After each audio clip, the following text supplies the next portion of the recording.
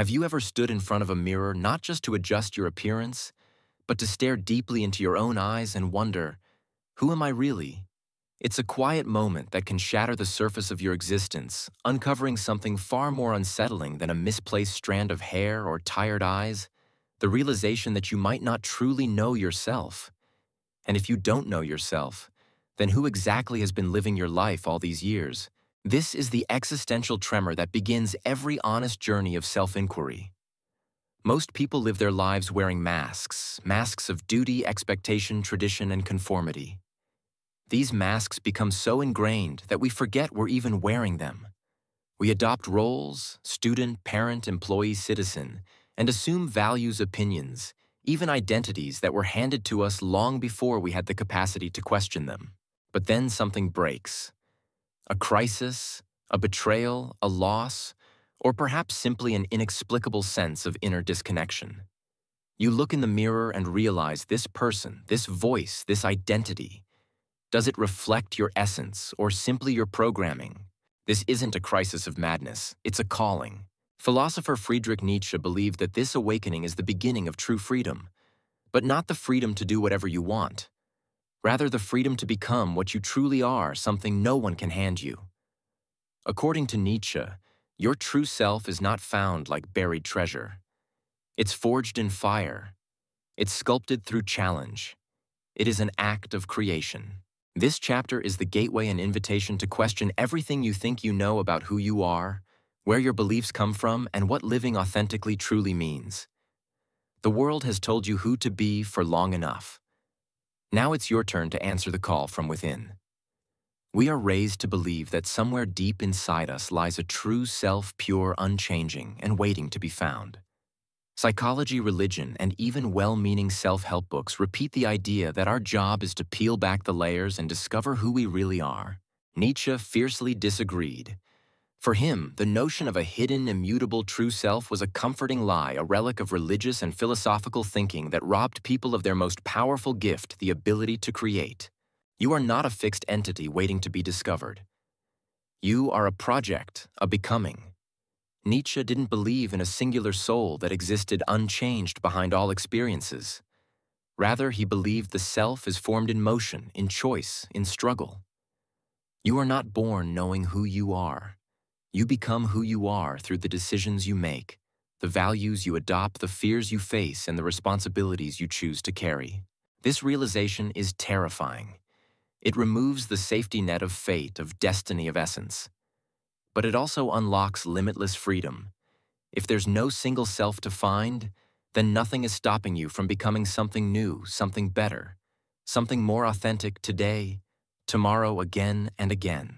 To Nietzsche, this is the ultimate human challenge, to stop seeking the self and instead begin shaping it. Are you ready to let go of the fantasy that you are someone waiting to be found? Are you brave enough to become someone entirely of your own making? One of Nietzsche's most foundational and misunderstood concepts is the will to power. Many hear this phrase and imagine dictators or tyrants, men drunk on domination, seeking to bend the world to their will. But Nietzsche's insight is far more profound. The will to power is not about controlling others. It is about surpassing oneself. Nietzsche believed that all life, plants, animals, humans, even civilizations, is animated by an inner drive to grow, to expand, to overcome. A tree stretches toward the light. A child learns to walk. A mind seeks understanding. All of these are expressions of a deeper principle, the will to power. Within you is a force that wants to rise not in arrogance, not to prove anything to anyone else, but to fulfill itself. The will to power is your inherent capacity to evolve. It pushes you to stretch beyond yesterday's limitations. It dares you to do what frightens you. It is the whisper that says more is possible. You are not finished. This force is not gentle. It does not seek comfort. It thrives in challenge. That is why Nietzsche saw struggle as necessary, not as punishment, but as the arena in which growth becomes possible. In facing adversity, we confront the boundaries of who we currently are, and we are given the chance to push past them. Ask yourself, where in your life have you been avoiding the struggle that would make you stronger? Where have you chosen comfort over growth? stagnation over transformation. The will to power is not just a theory, it is a call to action. Listen closely. It is already within you. To truly grasp Nietzsche's concept of power, we must flip our typical understanding upside down. In our culture, power is often measured in comparison to others: more money, more followers, more influence. But Nietzsche's radical proposition was this: the highest form of power has nothing to do with other people. It is the mastery of the self. What does it mean to master the self? It means confronting your laziness instead of blaming circumstances. It means facing your fear rather than building your life around avoiding it.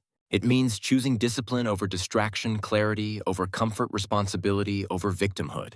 Nietzsche believed that the battle of life is internal. We are each at war with our own cowardice, our complacency, our inherited beliefs, our wounds.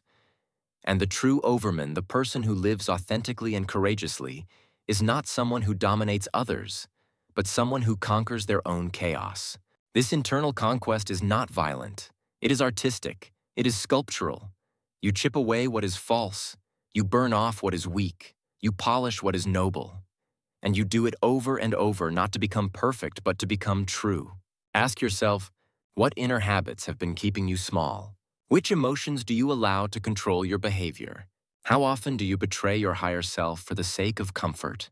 Nietzsche's vision of power demands radical honesty. You are both your prison and your key. Will you unlock yourself or continue blaming the cage? Look around. How many people do you know who are truly living according to their own values? How many are simply following the rules handed to them? Nietzsche saw that most people live not by individual conviction, but by what he called herd morality, a value system built not on truth but on conformity. It tells you what is good, what is acceptable, what is expected. And most dangerously, it tells you who you're supposed to be. Herd morality is not just religious or political. It's cultural. It's familial. It's in your textbooks, your TV shows, your social media feeds. It whispers constantly, be like this, want this, believe this. But here's Nietzsche's brutal truth. If you never examine these values, then you are not truly living. You are being lived. Nietzsche argued that morality is not fixed. It is created historically, psychologically, socially. What one era calls sin, another may call strength. What one family praises, another shames. Therefore, if you accept values without scrutiny, you forfeit the right to call your life your own. This isn't a call to reject everything society teaches. It's a call to examine it ruthlessly. Some values may resonate deeply with you: kindness, honesty, courage, but they must be chosen, not inherited. To live authentically, Nietzsche believed you must become a free spirit, someone who does not conform for comfort but questions to become free. Ask yourself, what values have you inherited but never questioned? Which moral rules feel more like chains than guidance? What would your life look like if you rewrote your value system from scratch? This is where real philosophy begins, not in dusty books, but in radical self-examination. Nietzsche's challenge is uncompromising. Will you remain in the herd? Or will you risk stepping into the wild unknown of becoming yourself? To live as a free spirit, according to Nietzsche, is to reclaim your ability to think. Not just to process data, recite facts, or parrot opinions, but to truly deeply think. A free spirit is not defined by rebellion for rebellion's sake. It's not about opposing everything or isolating yourself from society out of spite. Rather, it is about a radical independence of mind. A willingness to examine every belief, question every assumption, and discard any inherited truth that no longer resonates with your inner reality. In Nietzsche's eyes, the free spirit is sacred. They do not accept their worldview from church-state media or tradition. They craft it. They build it brick by brick, value by value, thought by thought. But this independence comes at a cost. To be a free spirit is to risk misunderstanding, judgment, even loneliness. You may be rejected by those who love the mask you wore, but not the face beneath it. You may feel the sting of being too different, too intense, too much. Yet Nietzsche believed this is a noble suffering. The pain of thinking for yourself is far more meaningful than the comfort of belonging to a herd that does not question. In fact, he argued that it is only through this painful individuation that true values are born. When you step away from collective morality and explore life with your own eyes, you begin to see with greater clarity. You begin to feel with more honesty. You begin to choose your life instead of inherit it. To be a free spirit is to give birth to your own world. Ask yourself, where in your life are you still thinking with someone else's mind? What are the opinions you hold simply because you were told they were right? What would your worldview look like if you started from zero? The path of the free spirit is not paved. It must be walked, stumbled upon, and carved from raw earth. But it leads somewhere no pre-made map ever could home to yourself. Few concepts in Nietzsche's philosophy are as misunderstood as the Übermensch, the Overman, or Superman. To many, the word evokes images of superiority, elitism, even fascism. But Nietzsche did not imagine a genetically enhanced conqueror nor a morally justified tyrant. The Übermensch is not a ruler of others. He or she is the ruler of the self. The Übermensch is a metaphor for the highest version of the human being, not biologically but spiritually and existentially. This is the individual who has transcended herd values, overcome self-doubt, embraced suffering, and taken full authorship over their life. They are not perfect. They are powerful in their honesty, creative in their vision, and unapologetic in their becoming. Where the herd asks, "What is expected of me?" the Übermensch asks, "What do I expect of myself?" Where the crowd seeks validation, the Übermensch seeks self-realization. They are not obsessed with being admired or feared. Their focus is on living authentically according to values they have created, meanings they have defined, and a path they have walked alone. What makes the Übermensch remarkable is not their ability to avoid suffering, but to transmute it. Pain becomes fuel. Doubt becomes insight. Loneliness becomes vision. They do not reject life's difficulty. They embrace it, dance with it, and turn it into art. Importantly, Nietzsche did not suggest that everyone must become an Übermensch, but he held it up as a noble ideal, an image to inspire those brave enough to ask, what could I become if I stopped hiding, stopped following, and started creating? You don't become an Übermensch by chasing perfection. You become one by surpassing who you were yesterday. What is the essence of self-overcoming? For Nietzsche, it is the central movement of a meaningful life. It is the act of standing before your own weaknesses, your own illusions, and your own comforts, and walking through them. Not once, not twice, but continuously. Self-overcoming is not a one-time transformation. It is a way of being, a cycle, a rhythm. You climb, you fall, you rise, you outgrow, you become. Unlike self-help advice that promises quick fixes or instant happiness, Nietzsche's idea of growth is hard-earned. It's forged in discomfort. He believed that your greatest enemy is not the world around you, but the part of you that resists change. That part prefers convenience over growth, avoidance over responsibility, comfort over courage. And that part must be challenged again and again if you are to evolve. Self-overcoming means facing your laziness instead of excusing it, reframing failure as a teacher rather than a shameful end, saying yes to challenges that expose your weaknesses and force you to develop new strengths. Consider an athlete who trains through injury, an artist who keeps painting despite rejection, a single parent who builds a new life from ashes.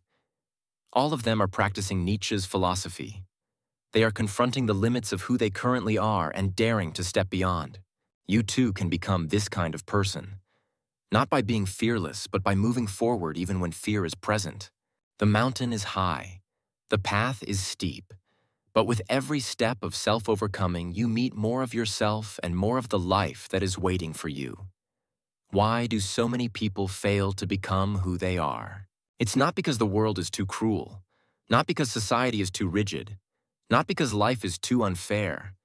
It's because of the inner enemy, the voice inside that whispers, "You can't. You're not enough. Why even try?" Nietzsche knew that the fiercest battle was not fought outside, but within.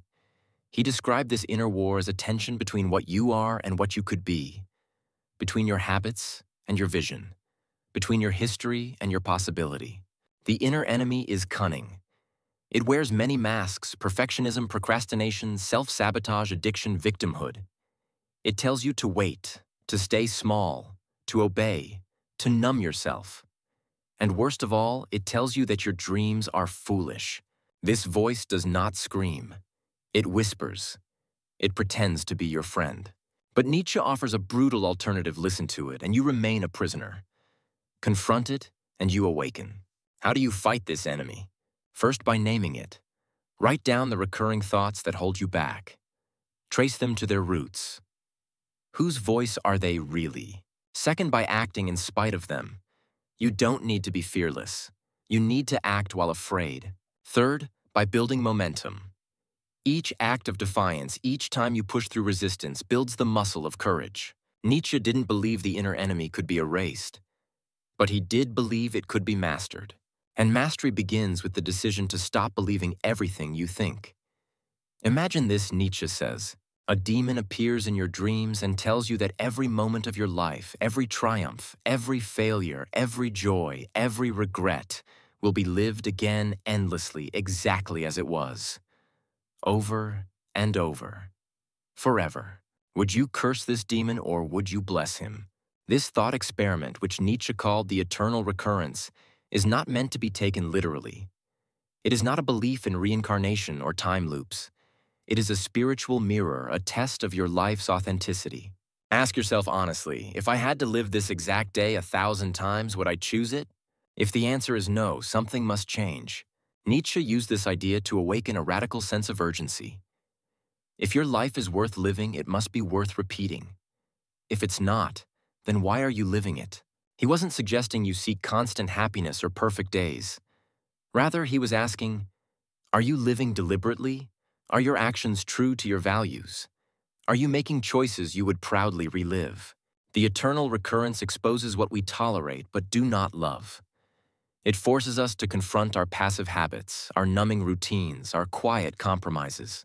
But it also empowers us, because if you begin to live as if each moment matters, if you say yes to your life just as it is, you begin to transform your experience. You rise from mere existence to passionate presence. This is not about perfection. It's about alignment. It's about choosing to live a life that is yours so yours that you would live it again and again and again. Amor fati, love of fate. Not just acceptance, not endurance, but love. Nietzsche didn't simply urge us to tolerate life's difficulties. He challenged us to embrace them, to actively love them as necessary threads in the fabric of our becoming. To love your fate means to look at everything that has ever happened to you, every heartbreak, every failure, every disappointment, and say, this too was good. This too was necessary. This too is mine. Amor fati is not passive. It is not the resignation of a defeated soul. It is the passionate affirmation of one who understands that nothing is wasted. This idea is radical. Most of us spend our lives resisting the parts of our story that hurt, trying to rewrite the past, suppress it, or escape its consequences. But Nietzsche believed that this resistance to reality weakens us. It fractures our will. It keeps us trapped in bitterness or victimhood. Instead, he proposed this astonishing alternative. What if we said yes to it all? What if we could look at every mistake and every trauma and recognize that they were not interruptions in our life's meaning, but the very sources of our strength? To practice amor fati is to transform pain into power, to take your scars and wear them not as shame, but as symbols of your evolution, to turn setbacks into stepping stones, to stop asking why me and start asking what now. Nietzsche didn't believe in a perfect life. He believed in a lived life, a life owned fully in all its mess, beauty, terror, and joy. So ask yourself, what are you still resisting in your story? What would it feel like to say yes to it all? Not because you wanted it, but because it shaped you. Amor fati is not a concept to admire. It is a fire to walk through. And on the other side, you do not find peace, you find power. God is dead, Nietzsche declared, not as a celebration, but as a lament. He wasn't referring to a deity's literal death. He meant that the traditional foundations of morality, meaning, and certainty had eroded. The belief in a divinely ordered cosmos had collapsed. The scaffolding of religious purpose no longer held. And with that collapse came an abyss, a void where meaning used to be. Many interpreted this as nihilism, the belief that life is meaningless. But Nietzsche didn't stop at the void. He saw it as an opportunity, a space of terrifying freedom. If meaning was no longer given from above, then it must be made from within. This is the core of Nietzsche's existential revolution. The burden of purpose is no longer cosmic. It is personal. You are not here to fulfill a divine blueprint. You are here to write one. This shift is both liberating and disorienting. Without a universal standard, how do you decide what matters? Without a pre-written code, how do you choose what's right? Nietzsche's answer: you create, you test, you fail, you reflect, you evolve. You become a moral artist sculpting your values with honesty, courage, and imagination. To create meaning in a godless world is to stop outsourcing your worth and begin living in alignment with your most deeply examined convictions. Ask yourself, what gives your life significance? Who or what decides whether something is meaningful? Are your actions aligned with values you've consciously chosen? Nietzsche's path is not for the faint-hearted. It demands that you become the source of your own light in a world that no longer offers divine illumination. But this is not a curse. It is the highest freedom to live a life that is truly yours, not handed down by priests or prophets, but authored by your own soul. The desire to be liked is one of the most seductive prisons ever built. It seems harmless. Harmless to smile, to nod, to say yes when you mean no. Harmless to chase applause, seek validation, and mold yourself to fit the room. But Nietzsche saw through this illusion. He understood that when you live for approval, you live as a shadow of yourself. You become a performance, a carefully curated version of who you think others want you to be. And with every false smile, every silent self-betrayal, you drift further from your core. Authenticity in Nietzsche's vision is not a trendy word. It is a heroic act. It is the act of standing in your truth, even when it is inconvenient, unpopular, or misunderstood.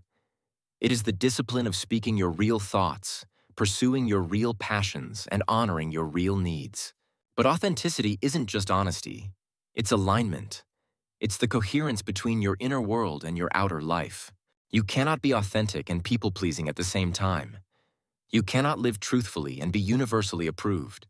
Nietzsche dared us to risk rejection in order to live truth.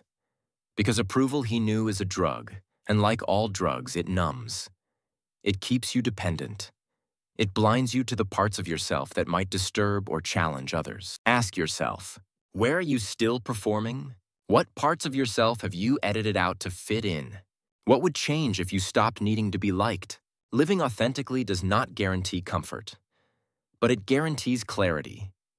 It guarantees that when you look in the mirror, you see someone real, not a mask, not a puppet, not a people-pleaser, but a person who belongs to themselves. That is the only kind of life Nietzsche believed was worth living.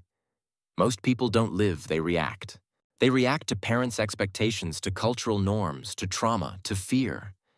They move like chess pieces being played by forces they never chose. Nietzsche's philosophy is a rebellion against this passive existence. He believed that to truly live is to become a creator not just of art, but of identity, of values, of meaning itself. Creation is not limited to artists.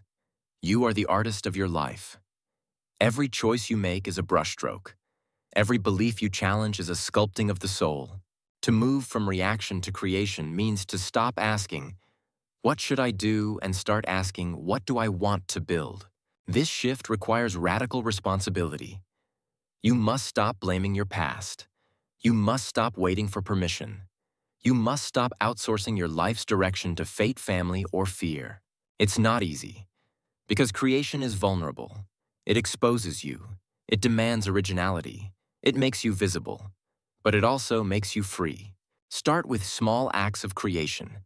Redefine success in your own words. Write a personal manifesto of your values. Reimagine your habits, not as obligations, but as rituals of transformation. Nietzsche called us to become the poets of our own destiny. To stop living according to scripts we didn't write. To become the author, not the character. Ask yourself, what part of your life still feels like a reaction? What new self are you ready to create? What must you destroy in order to build? This is the power Nietzsche offers, the chance to stop existing by default and start living by design. Saying no is not just a communication skill. It is a declaration of identity. Nietzsche believed that a person who cannot say no cannot be free. Because every yes that comes from fear, guilt, or obligation is a betrayal of the self. In a world that glorifies productivity, politeness, and approval, saying no feels dangerous. It threatens relationships. It risks confrontation. It exposes your boundaries. But boundaries are not walls. They are the contours of your truth. Without them, your life is an open field where anyone can enter, take, or trample. Nietzsche saw that to become yourself, you must learn the sacred art of refusal, refusing to be defined by others, refusing to follow values that don't resonate, refusing to betray your instincts for the sake of comfort. Each no is a carving shaping your time, your space, your energy. It makes room for your real desires, your deepest work, your authentic growth. But saying no also requires discernment. Not every no is courageous. Some are defensive, fearful, avoidant. Nietzsche's version of no comes from strength, not resentment. It's not I reject you because I'm afraid. It's I honor myself enough to choose. Ask yourself, where in your life are you saying yes when you mean no? What would become possible if you protected your time, attention, and energy more fiercely? What do you need to say no to in order to say yes to your becoming? Saying no is a muscle. The more you use it, the stronger your identity becomes. Nietzsche didn't want you to build a fortress. He wanted you to build a life. And that begins by knowing what you will no longer tolerate so you can make room for what truly matters. To become free, Nietzsche said you must be willing to walk alone. Freedom is not granted by the crowd. It is born in solitude, in the echoing silence where the noise of others fades and only your own voice remains. But that silence is not easy. It is vast. It is cold. It is terrifying. The modern world treats loneliness like a disease to be avoided at all costs. We're taught to constantly connect, to seek validation, to fear silence. And yet Nietzsche pointed toward loneliness as not a punishment, but a rite of passage, a necessary crucible on the journey to becoming who you truly are. He called it the path of the philosopher, the solitary thinker who dares to leave the village of collective values and enter the wilderness of the unknown. Loneliness in this sense is not a failure of social life. It is the side effect of authenticity. When you begin living according to your own values, some people will leave. When you question dogma, some will reject you. When you stop performing for approval, the applause will fade, and it will hurt. But Nietzsche's great insight is this: the pain of loneliness is also the seed of self-reliance. When there's no one left to impress you, learn to live for something deeper. When no one validates your truth, you discover the strength to live it anyway. Loneliness becomes a teacher. It shows you where you're still dependent on the opinions of others. It reveals the gaps in your self-worth. And it offers you a question. Can you love yourself enough to stand alone? Ask yourself, are your relationships supporting your growth or stalling it? Are you willing to risk being misunderstood in order to be real? What might you discover in the silence you keep avoiding? Solitude is not exile. It is transformation. It is the forge where your soul is tempered not to be hardened, but to be made whole. Nietzsche did not believe in comfort as a goal. He believed in strength. And strength is never built in ease. He wrote, "What does not kill me makes me stronger, not as a cliché, but as a fundamental truth of human development." If you protect yourself from every hardship, you protect yourself from growth. To become who you are, you must train yourself to endure discomfort, not just physically, but emotionally, psychologically, spiritually. This is the opposite of the modern mindset. We're told to avoid stress, to pursue pleasure, to optimize life for convenience. But Nietzsche knew that without resistance, muscles atrophy. And the same is true of the soul. He urged us to seek out voluntary hardship, not because suffering is good in itself, but because it is the gymnasium of character. This does not mean becoming masochistic or reckless. It means choosing challenge day after day in service of becoming. Practicing discomfort means waking up early to write when your body begs for sleep. Facing a conversation that terrifies you because honesty matters more than ease. Pushing through doubt and criticism to pursue the work that calls you. Every time you choose discomfort over avoidance, you build something more valuable than success integrity. And every time you avoid discomfort, you pay a hidden price, the shrinking of your potential. Ask yourself, what do you fear so much that you avoid it at all costs? What part of your life has gone soft from comfort? What would it look like to challenge yourself on purpose? Nietzsche believed that to live fully you must be forged, not pampered. He asked not how you could feel better, but how you could become better. Growth does not begin where you're safe. It begins where you're stretched. What do you believe in, not because you were told to, but because you chose to? Most people never ask that question. They inherit values like heirlooms passed down from religion, school, family, culture. These values become rules, the rules become habits, and the habits become a life. But Nietzsche shattered this model. He saw morality not as divine, fixed, or objective, but as creative, as something to be built, revised, and reimagined by each individual. In Beyond Good and Evil, he challenged the entire framework of inherited ethics. He argued that most morality is based on weakness, on conformity, guilt, shame, and control. It tells you what to avoid, not what to become. He dared us to become value creators, not destroyers, not rebels, but architects of meaning. This is one of Nietzsche's most revolutionary insights. You do not have to live by values that make you small. You can design a moral code that reflects your highest vision. One that prizes courage over safety, depth over niceness, truth over comfort. But this design must be rigorous. Nietzsche was not proposing a free-for-all. He believed that self-made values require more discipline, not less. Ask yourself, what values govern your life right now? Which of them were chosen? Which were inherited? Which were forced? What would your moral philosophy look like if it were designed from your soul, not your schooling? You don't have to abandon all tradition, but you must test every belief against your own lived experience. Nietzsche wanted your morality to come from your bones, not your textbooks. Become a sculptor of the self. Chisel away what does not fit. Carve a life worth living. Etch your values into the foundation of who you are. You are not a product. You are a process. One of Nietzsche's most important teachings is that the self is never finished.